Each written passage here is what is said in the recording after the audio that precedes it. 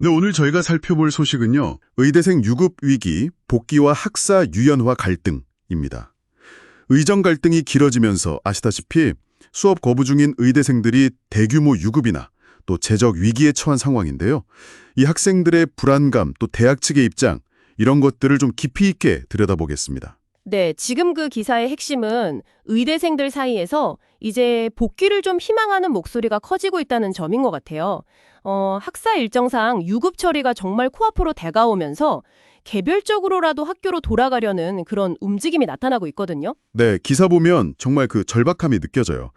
일부 학생들은 학장에게 직접 2학기 수업이라도 듣게 해달라면서 유급 취소를 요청하는 이메일까지 보내고 있다고요. 네, 맞아요. 온라인 커뮤니티 분위기도 좀 심상치 않고요.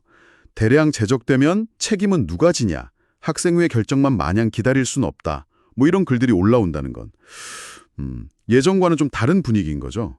그렇죠. 이게 단체 행동에서 약간 개인적인 고민으로 넘어가는 단계로 볼 수도 있을 것 같고요. 특히 그 지방 국내부의대 신입생 인터뷰 내용이 좀 인상 깊었어요. 수직적인 의료체계 안에서 의대생이 뭐 어떤 협상력을 갖는지 잘 모르겠다, 이런 말이나 네, 평생 유급생으로 살 수도 있다는 그런 자조 섞인 농담까지 들린다는 부분에서 이 학생들의 불안감이나 무력감이 정말 깊구나 하는 걸 좀 엿볼 수 있었죠. 이게 단순히 그냥 수업을 안 듣는 차원을 넘어서서 미래 자체에 대한 불안으로 이어지고 있는 거네요. 맞습니다. 그 재적, 그러니까 학자에서 아예 쫓겨날 수도 있다는 공포감도 상당히 큰 것 같고요. 그런데 이렇게 학생들이 불안해하는 것과는 좀 대조적으로 대학들의 입장은 상당히 단호하네요. 학사 유연화는 없다, 이렇게 딱 선을 긋고 있고요. 심지어 일부 대학은 트리플링 상황까지 대비하고 있다고요. 네, 그게 참. 트리플링이요? 그게 그러니까 유급생, 복학생, 신입생 최대 3학년이 한 강의실에서 같이 수업을 듣는다는 건가요? 맞습니다. 그런 정말 이례적인 시나리오까지 염두에 두고 있다는 건데요. 이게 사실 대학 측이 이 사태를 얼마나 심각하게 보는지, 또 얼마나 이게 길어질 수 있다고 예측하는지를 좀 보여주는 단적인 예라고 할 수 있겠죠. 와, 정말 초유의 사태네요. 그렇죠. 원칙적인 학사 운영을 고수하겠다는 입장이지만 동시에 이제 전례 없는 학사 혼란이 올 수도 있다는 걸 현실적으로 생각하고 있다는 뜻이거든요. 다만 교육부가 의대생이 포함된 의대교육 자문단 출범 계획을 밝힌 건 그래도 좀 대화의 실마리가 될 수도 있지 않을까 하는 기대는 좀 있습니다. 아, 그런 움직임도 있군요. 하지만 이게 근본적인 해결책이 될 수 있을지는 좀 지켜봐야 할 것 같고요. 기사에 인용된 전문가 의견도 있었잖아요. 단순히 증언 문제 백지화, 이걸 넘어서서 학생들이 요구하는 의료개혁안에 대한 본격적인 논의가 필요하다는 지적이요. 네, 맞아요. 연세대 안석균 교수의 지적이었죠. 2027년에 또 정원을 재조정할 수도 있다는 그런 우려, 이런 불확실성도 좀 해소해줘야 한다는 거고요. 네, 현재 이 교착 상태가 단순히 숫자 싸움이 아니라는 거죠.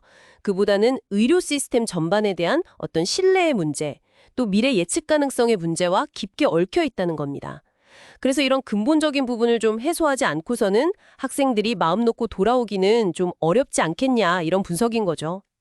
정리를 좀 해보자면 결국 대규모 유급이라는 현실 앞에서 의대생들의 불안감은 커질 대로 커졌고 일부는 이제 개별적으로라도 복귀를 모색하고 있는 상황이고요. 네. 반면에 대학은 원칙을 고수하면서 그 트리플링이라는 최악의 학사 혼란 시나리오까지 대비하고 있다. 그렇죠. 대화 창구를 만들려는 시도는 있지만 여전히 근본적인 쟁점에 대해서는 좀 접점을 찾기 어려워 보이는 그런 상황인 것 같습니다. 네, 맞아요.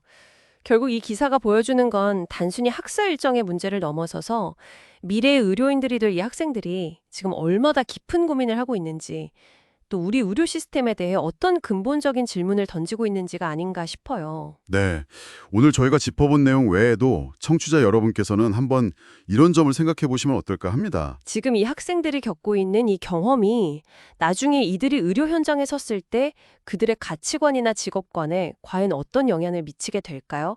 그리고 또 이 사태가 장기적으로 봤을 때 우리나라 의료 시스템의 인력 구조나 또 교육의 질에는 어떤 변화를 가져올지, 이런 부분들도 한번 같이 고민해 보시면 좋을 것 같습니다. 기자님, 오늘도 함께 해주셔서 감사합니다. 네, 감사합니다. 다음 에피소드에서 뵙겠습니다.